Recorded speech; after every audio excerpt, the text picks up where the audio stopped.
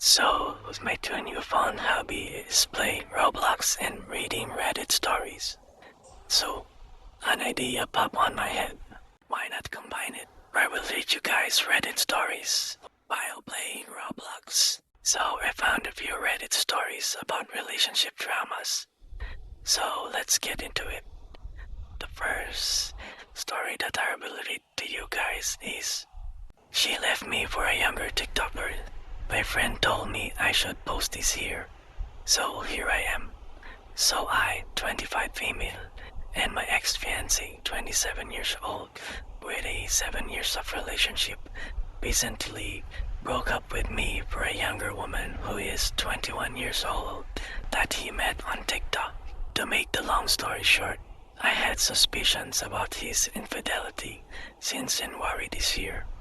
But every time I raise concerns, I'd get hit with a good old, "Don't worry babe, she's just my best friend."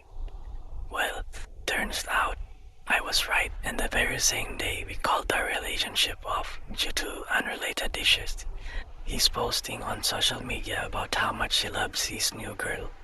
Last week, he met her IRL for the first time and moved her like 6 states away from his dad's house. Keep in mind, we've been broken up exactly a month today. Anyway, we had a doll together. Her name is Rosie. The house we were living together is mine, so I decided to keep her here with me since I had more stability and she's best friends with my roommate's dogs. He also agreed that she'd probably be better off with me, and only asked that I send him pictures of her and keep him updated on how she's doing. And I said, sure, I'll email you some of photos every few months. So every day since then, whenever I let Rosie out into the yard, I'll take pictures of her pooping to send to my ex. I've gotten all different angles and couple videos, the whole 9 yards. In a couple of months, they'll have an inbox full of art, dog shitting to remind him of just what exactly I think about him. So the next story is about a girl and her sister. After cracking messages in my inbox, asking me to post here, I will. My half-sister, Heather, and I never really got along. We both are 24. My father left my mother for her mother, and we were born the same month. But we were 20 days apart. It has always been weird. It doesn't help that Heather's mom hates me, and my mom, by extension. Heather and I didn't have the best relationship. She has always tried to one-up me, even though we both have a similar economic background. I can give examples, but for the sake of the world limit, I won't write them here. So now, my fiancé and I got engaged last month and had our engagement party this Saturday. We had planned it originally as a casual formal event. And after a few days, my cousin hits me up saying she has to show me something. It was the picture of the dress Heather was gonna wear. This dress, Jesus Christ, it can only be described as opulent. It was long and white, strapless with sewn-in crystals and golden accents. I am pretty sure it's a wedding dress, but I can't be 100%. This made me really mad, so I decided, that I started texting people telling them that there had been a change of plans, and that instead of casual formal, I decided to make a costume party. My mother's side is crazy for Halloween, so they were immediately on board. So I told my father via text and asked for him to relay the message to Heather and her mother, knowing full well that he would forget or leave it to the last minute. Saturday comes along. Guests start showing up, most of them in costumes. Some didn't have time to get one. We just provided them with fun hats and cheap wigs. My dad, Heather and her mother had come like 1 hour late. As soon as she notices that everyone was either wearing elaborate costumes or weird accessories, and she didn't stand out the most, she lost it. Especially when my fiancé came along and told her that her bride dress looks amazing for a cheap costume. She left crying, and her mother and my father told me that I was being childish and I could have told Heather myself and not have dust my father. For those interested, my fancy was dressed as Bubbles and I was dressed as Mojo Jojo. My mom and aunt went as Abba. Other memorable costumes were Luffy and Zoro, Ian Malcolm, and Jen Hammond and Jesus. So why did I invite her? It's one of those weird family situations where not inviting them would have been more dramatic. You know, when you try pleasing everyone. Plus, I still wanted a relationship with my father. So not inviting Heather and her mom would have made things super difficult and made it so my father would have had to choose. When I kept thinking of it, I noticed that my father wouldn't have chosen me on this scenario, which is why I ended up cutting them off. You let her win. No, the point of this is to ruin my half-sister's intention. She wasn't just dressed nicely, as some of you put it. She wore a wedding dress to an engagement party. I'd much rather subvert this whole mess rather than have her smugly sitting at the table with her wedding dress. Also, some of you are really hung up on the cheap wigs part and ignore literally everything else regarding the party. A minority of our desks wore those cheap wigs. Also, it literally doesn't matter. We had a blast. After she left, I didn't even think of her again till a few days later. I don't regret the costume party. I wish I thought of it sooner. To be honest, this is karma. Now, let's move on to another story. The title is Boyfriend Couldn't Stop Liking Half-Naked Pictures of Other Women, so I posted one of myself. Alright, so here's the story. A 21-year-old boyfriend has started following a lot of Instagram women, not the regular ones. I don't mind those, but particularly the ones endangering, with their ass out, even whilst watching their OF. I, a 21-year-old female, told him it what made me uncomfortable and to stop, but his response was, "It was just an Instagram. You're doing too much. It's not that serious." And he kept doing it. Well, I posted some pictures of me in a G-string bikini, ass out and all. He saw it and started peeing out, slamming doors and yelling. He was like, "You don't respect yourself. Girls who do that are hoes. That's embarrassing.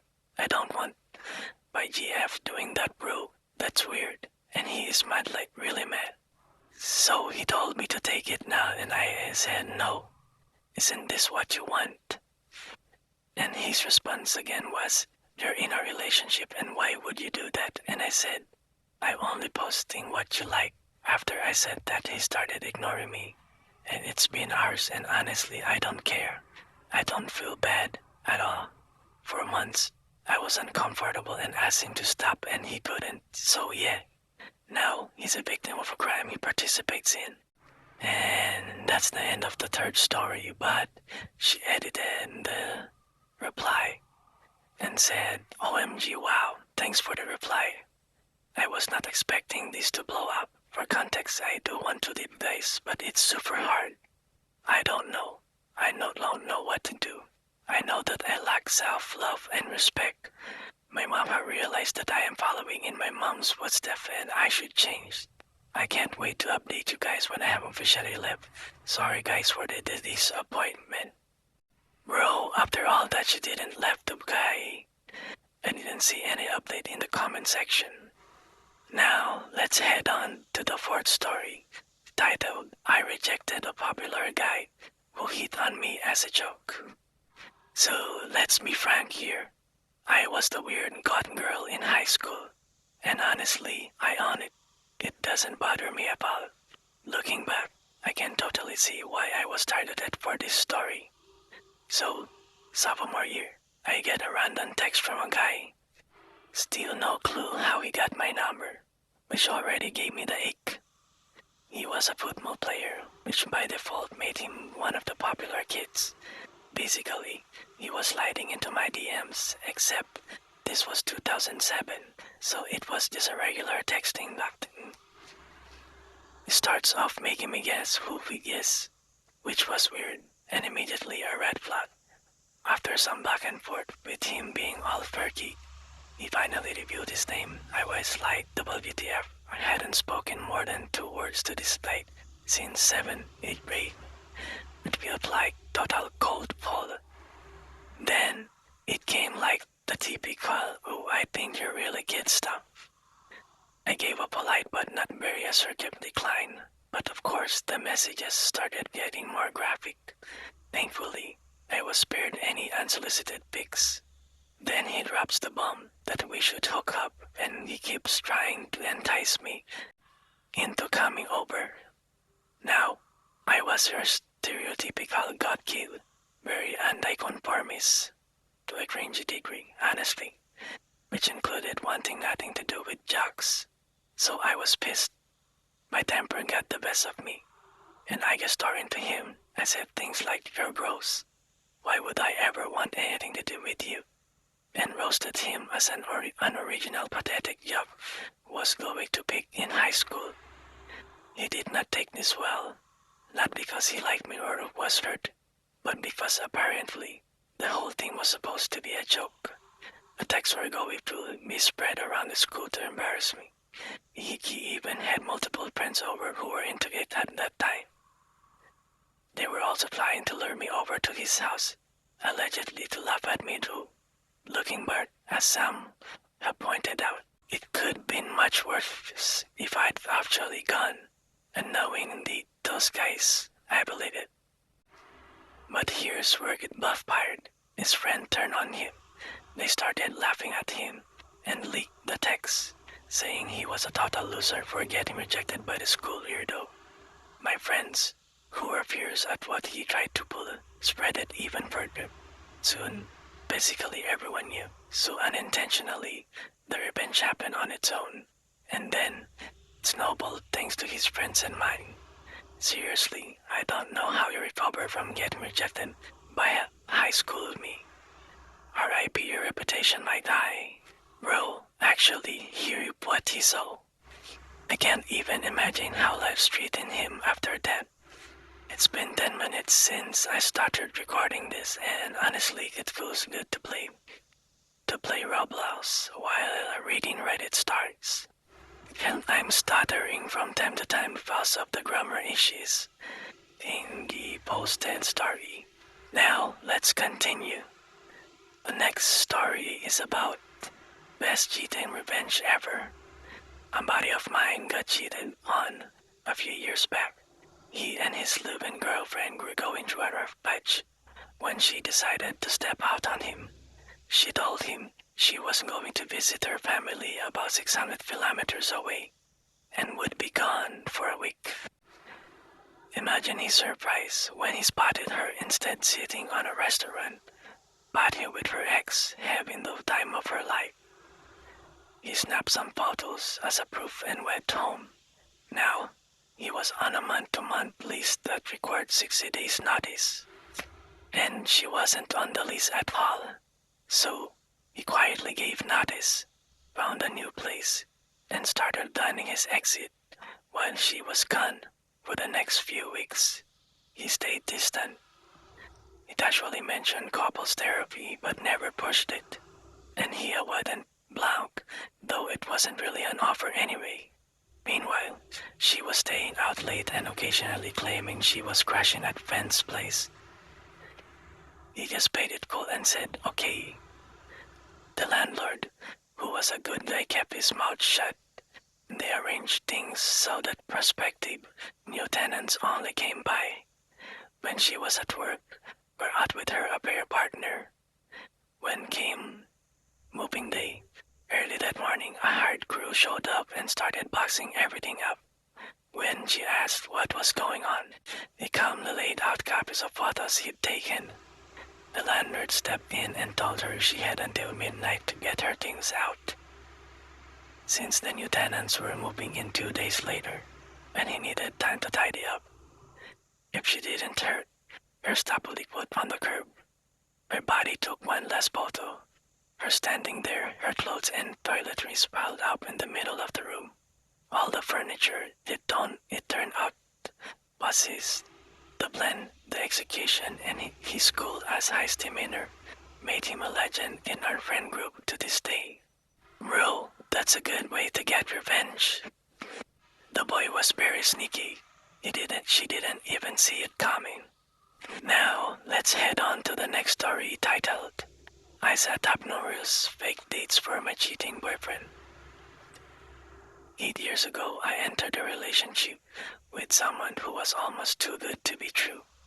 He listened to everything I had to say. We had so much in common, I felt readily understood. And he listened by someone who really I am. I opened up to him more than I intended to, way too soon. If it sounds too good to be true, it usually is. Now I know that what he did to me back then was love bombing. Some example of his techniques. The second month of dating, he took me to an uninhabited island with a small pool, set up a gorgeous lunch he prepared at home, served me limoncello. We went diving and he found a giant shell and gave it to me as a token of his love. Shortly thereafter, he took me to his childhood home, showed me a picture of his parents who were deceased, and gave me his old toy he claimed was his fondest childhood memory. I was sure he was the one. However, soon things started to change. At first, it was the little things. He'd make a cynical comment here and there about the way I look or something I said, and that made me feel even more secure. He'd flirt with other women in front of me to make me jealous. He'd cry and he'd apologize and temporarily revert to his old romantic loving self. But his outbursts became worse and worse, and the amount of pleading with him and convincing him of my love was growing each time. I felt very exhausted and drained by the constant need to prove my love for him just to earn a little bit of his affection he initially showed me. I once got out of the shower and caught him browsing on online dating site. He said he made sure I saw what he was checking out to see if I'd get jealous and controlling again. I didn't believe him.